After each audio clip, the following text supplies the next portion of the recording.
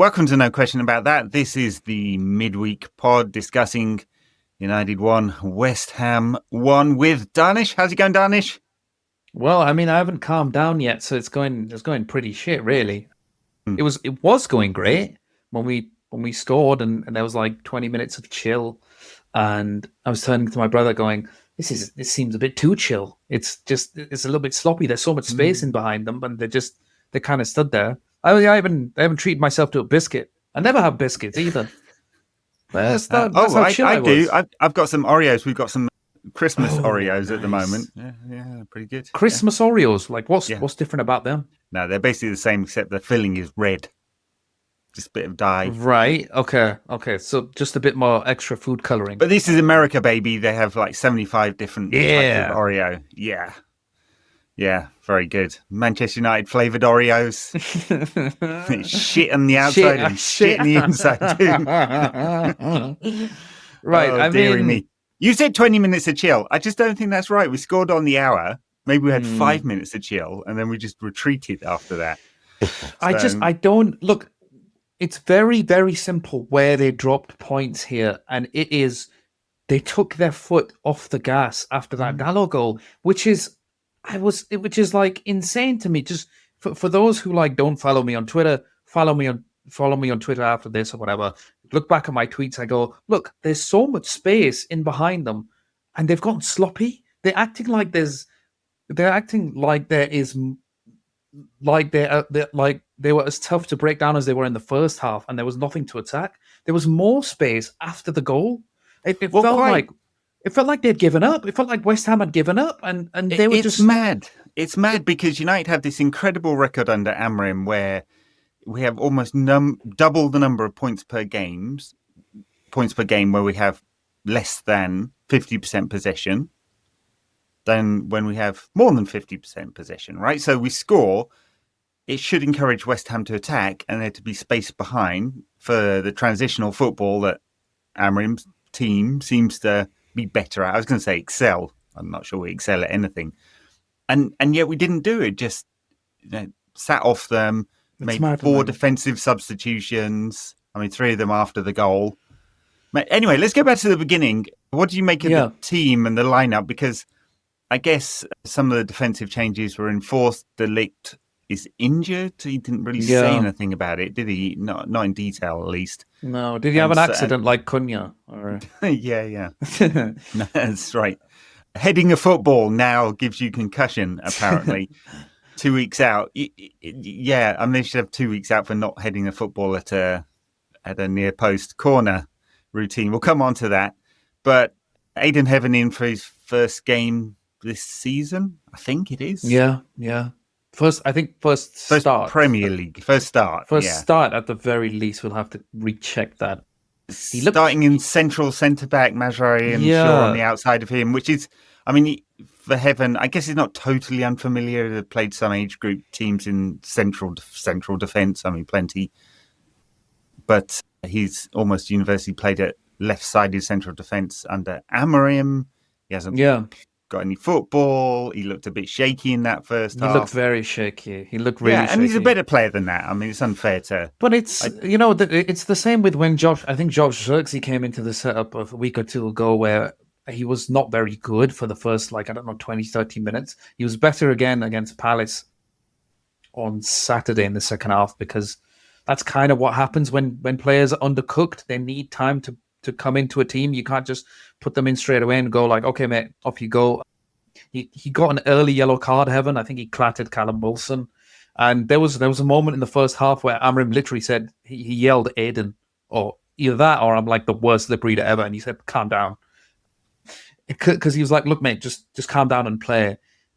It just feels like every single week with Man United, I'm thinking, okay, who could we change? Who could we put here? Who could we put there? And we just get centre-back changes. Like it's when we need a goal, change a centre-back, half-time, put a centre-back in. This guy just loves centre-backs. Heaven was okay. I thought all the 3 centre-backs were all right. I thought Mazraoui was particularly good. He's clearly got some more minutes in his legs now. I thought he looked quite exhausted last season. Amorim said he looked exhausted, but Mazraoui was doing the thing that I really like, which is you need the left or the right centre-back to push up 20 or 15 yards, because that's the only way this team creates space. It's just Heaven, Mazraoui, they all felt their way into the game, and as they got better, they scored. And as soon as they scored, it just goes without saying the intensity dropped, and they let West Ham score a goal, and they threw away 3 points. They absolutely threw away 3 points. Yeah, they did. I mean, this against the West Ham side that created 0.77 XG. I mean, they've been a little better in recent weeks. West Ham, maybe a minor improvement under Nuno, but you can just kind of know he's going to be. He's a good team builder, Nuno.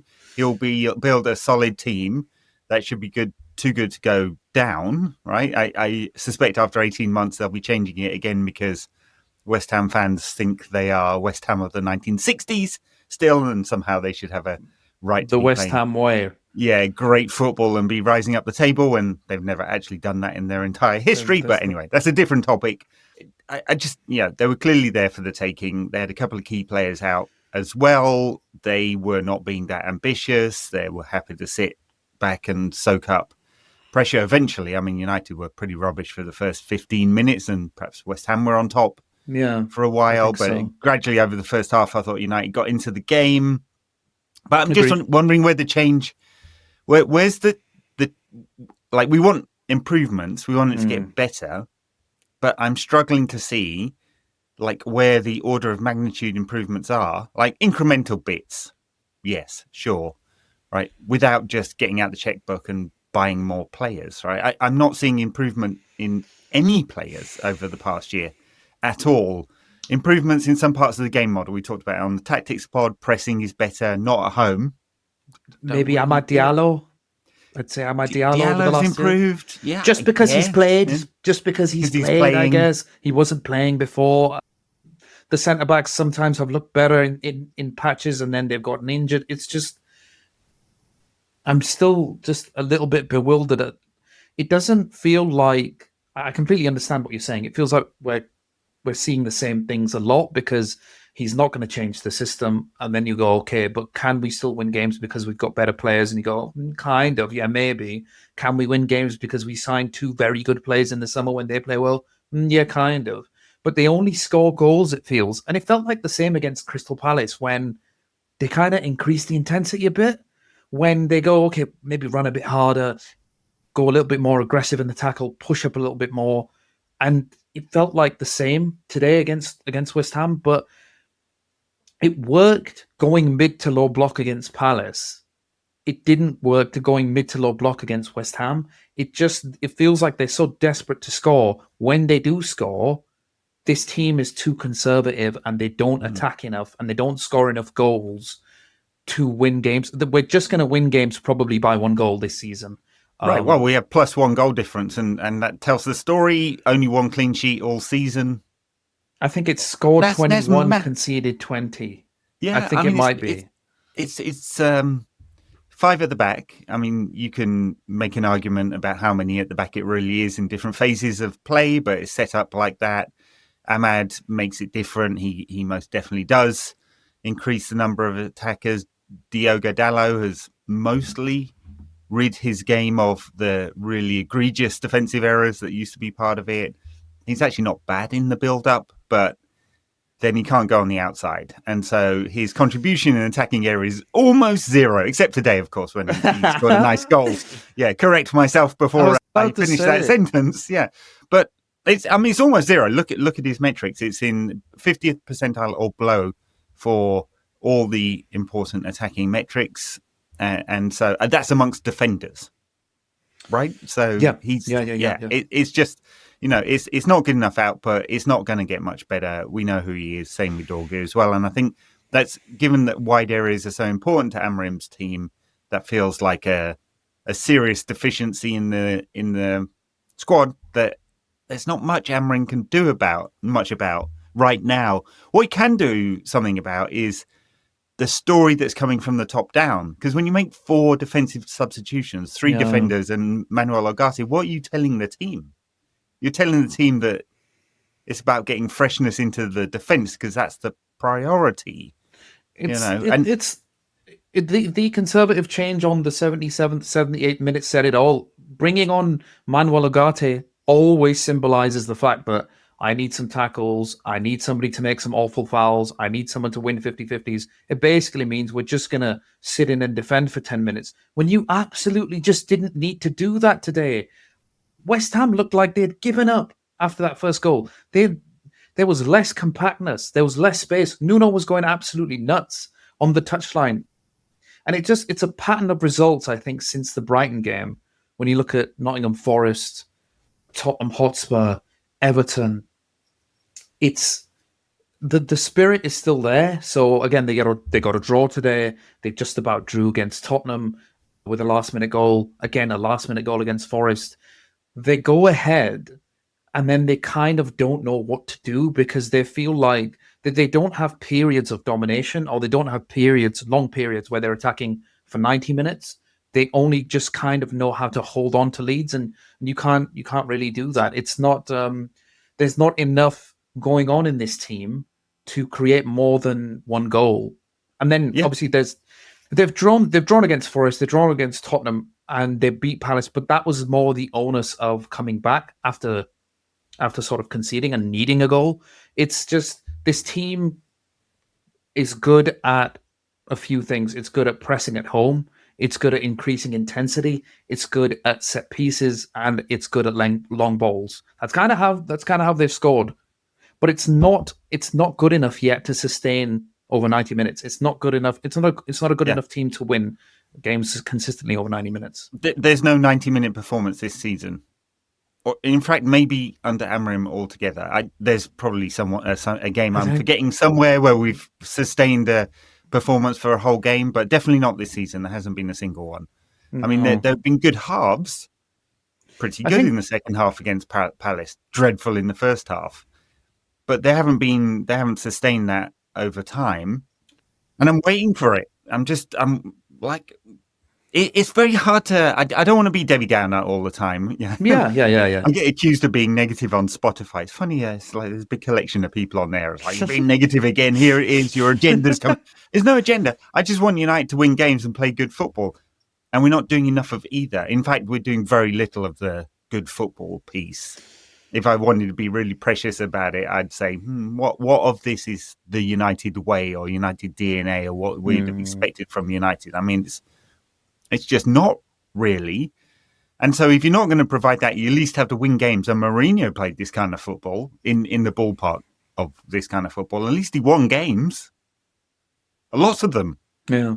And he was a toxic fuck. And by the way, I mean, another point I wanted to make while I'm moaning about Ruben is he started to get quite negative in a personal, public way. He's dissing. He dissed Dorgu, which I was like, is that a second language issue? It was quite rude. It's same with Lenny Yoro.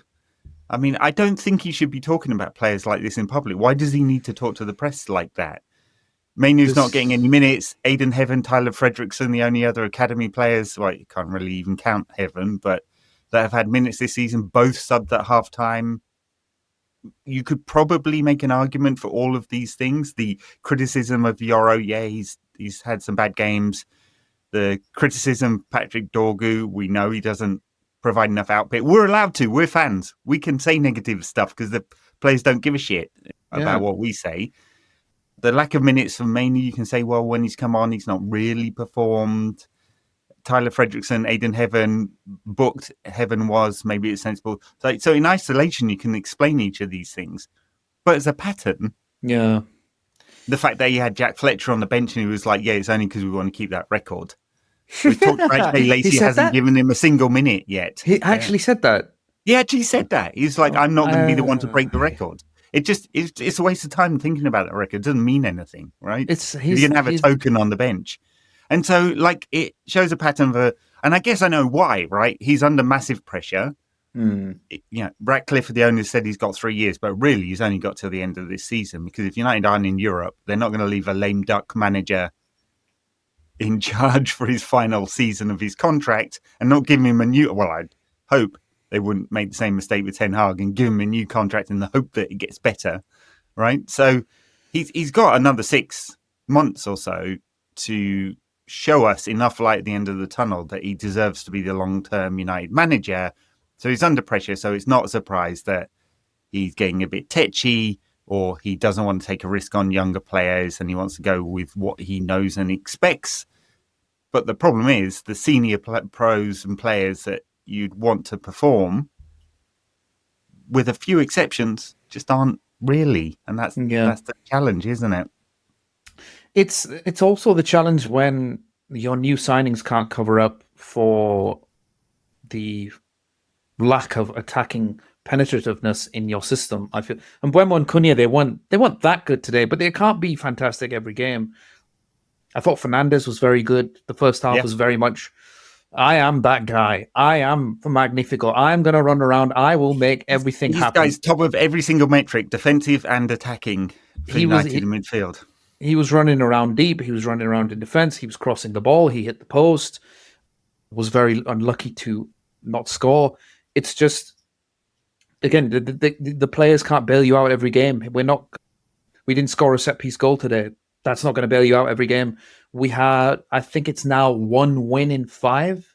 1 win in 5. And you look at the games that they've dropped points in and you go, okay, fine. Forest, it's a difficult place to go to. They got a point out of it. Tottenham, not a difficult place to go to. Threw the game away, got a point out of it. Everton, probably unacceptable to not break that team down and create as little as they did when they were down to 10 men. And you go, all right, fine, but they redeemed it against Palace. And then you go, okay, fine. Today, big chance. Chelsea dropped points. Liverpool dropped points. City looked shaky. They conceded 4 goals against Fulham. They conceded 2 goals against Leeds. Today is the day to capitalize. And they just didn't. They didn't. And then you go, well, after Wolves, there's another spell of fixtures where it gets tough again. You need, if you're going to get into Europe, if you're going to get into a period where you see this team going somewhere under Amorim, you need to be winning these games. You really need to be winning these games. Absolutely. These mid-ranked sides or lower, this is where we struggle. We're 8th in the Premier League for expected goals and 8th or 9th for actual points. And so we've had a third of the season now. I think we can, that early flourish where we're like, yeah, we're top of the expected goals table. that's eroded away. We spent £200 million on swapping out attackers. And it's not that much better. It is up from 17th or whatever we were last season. Yeah, it's better from last season, but it's not. I said this to a friend of mine, and they were like, "Yeah, mate, but you were really bad last season." So it is better from last season. It's just we're not really fixated on that. We're fixated on what we see from the system and whether it creates enough chances. And since Forest, from open play, I don't think this system that we live or die by creates enough chances or elevates the profiles, elevates the players and puts them in certain positions to create enough chances. It's more so the players have been kind of covering up for it just with their increased intensity, or just Bruno Fernandes being brilliant at set pieces, or us just being in generally good from set pieces. So it's I like a silver cloud. What do they call it? Silver lining? What is silver it? Lining. Yeah. Sorry, yeah. I'm bad with silver those. cloud's fine too. I mean, I'll add a silver cloud in there. It is a long season. It is marginally better, and more so or not. Normally in those games, the signings that they have, the players that they have, it can just be a result. Whereas we're Man United, we've got better players than you, we win. But it feels like the last 5 or 6 games, it hasn't been like that, which is a worry.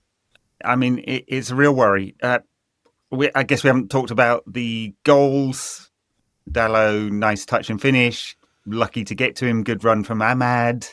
Some decent construction in that attack, I guess. Yeah. I mean, good finish from Dalot. This player, he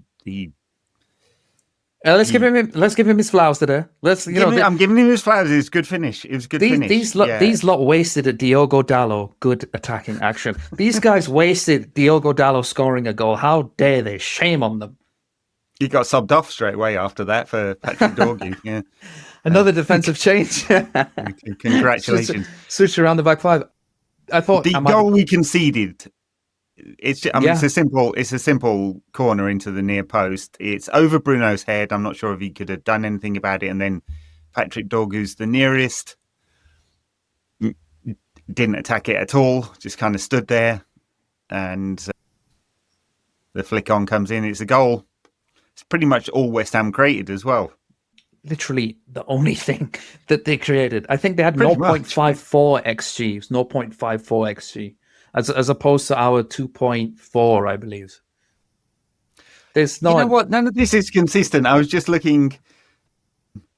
I know, like it's how you calculate it and which data set they're using. So FOTMob has it as a 1.56 versus 0.7. Oh, okay. Well, the system that I use for work was saying 2. But that's not good because I used that in my piece, so maybe I'm wrong. Do you use Wisecout? Because Wisecout's notoriously bad data. Maybe, perhaps. But basically, point being, we had more XG than them. I think we did. The corner was their best chance, but you totally out XG'd them. Take that. You'll never saying that. Someone should, just for a laugh. I think it was their sixth corner. West Ham. It was their sixth corner. So right. It's a league where like set pieces are very important for every team. There's always the danger that they'll score from them if you keep that door open, and they did. You can switch off for 10 seconds and then that ruins the entire game. I think Slaven Bilic. Cherry on top of the cake, though. This is not how you systemize scoring goals. I mean, if we had a system that created us 5 or 6 very high quality chances a game, and you take That's 2 true. Of them, then we'd be in a much better position. But we don't have a system that creates 5 or 6 high quality chances per game. We have a system that might create between 15 and 20, maybe more than that, shots of low quality variety, right? Yeah. It's not like you just add them up and go, okay, yeah, absolutely, we should be scoring 2 a game. That's not how it works, right? It's an aggregate model. And I think you're right. It's the system is holding us back. Set pieces have been a bonus this season. And he talked about it, didn't he? Ruben said it's all Carlos Fernandez. Great stealing routines, whatever it is. 3 goals is 3 goals. Still want to be able to defend them better than we did. I'm not sure I love the Diogo Dalot running across the pitch to get a towel to drive the ball so he can loop one in. It's not even the kind of flat long throw that some players have. It kind of loops it in. It's a bit, what's the point? There's no pace on them. I know what you mean. I think we had there was the Xerxes chance in the first half where they played it off the line. Came off his sort of thigh, and then he was trying to chest shot. it in. Bruno overhead and then Bruno off the post. But that's not really enough in the 50 minutes. Even when we said that, it's just, I know they should have won the game today, but it still doesn't feel like enough against this West Ham team. It feels like we're forcing it to really like what's going on because we know that this is not going to stop. We know like he's not going to be anywhere near fired after this. We've just seen this game too many times now. We've seen this do or die, live or die by the system, and it doesn't create enough chances, but we're going to do the system anyway. And he doesn't really have much of a plan B, and there's no kind of go-to. The new go-to might be set pieces and long balls, but even that just doesn't feel like enough. It just doesn't feel like it's getting enough results, and it isn't. No, it's not enough. And it isn't getting enough results. And Andy Slot called that out earlier in the season. They're still behind us, by the way. Just about. I know. Yeah. I mean, it's frustrating and we can have a moan or whatever, but you're right. He's not getting fired right now. He'll get until the summer. That will be a serious point, though. Whatever Ratcliffe said about 3 years, his contract runs till 27. They will make a big decision in the summer to back him or sack him, and they can't be in a situation where they're running into November 2026 and the results are not picking up after we've spent another £200 million on midfielders or whatever. So it will be a big call. Do they back this manager? Do they really believe in what he's doing? And right now, there's not much to hold on to, and it's because like we've not seen I think it's the progression or the lack of it that is the problem. Yeah, There's some I bits agree. better, but really, is it in a quite mediocre league, or at least it's mediocre from third, fourth downwards, or just say there's a lot of teams with flaws. The prize is there, Yeah, isn't it? it's up for grabs. It's more so we don't see progression in the style of play that they're doing. It feels like, Well, it's regressed. yeah, it feels It's like really when negative. United need to score, the players kind of try harder. If that makes sense, without sounding like an old pundit. But it's just we're not seeing much progression in that sense. So it is kind of hard to hold on to. But we're in it for the long run. Like I said, we have to basically back it or basically hope that things get better. I will say that it will absolutely get better if we had a wing back on the other side who wasn't Amad Diallo that could be expressive and be as exciting as him. I'll give Diallo his flowers today. Again, he was brilliant. Malik Diouf got a yellow card, I think, on the 36th minute. I was like, mate, everybody just go down that wing and overload him because he's crapping it. And the goal came from that wing as well. But Good player though, Malik Diouf. I mean, he's yeah, been he one is. of But West Ham's better players this season. he didn't look it today though. No. Diallo had him every single time, but he was running past him each time.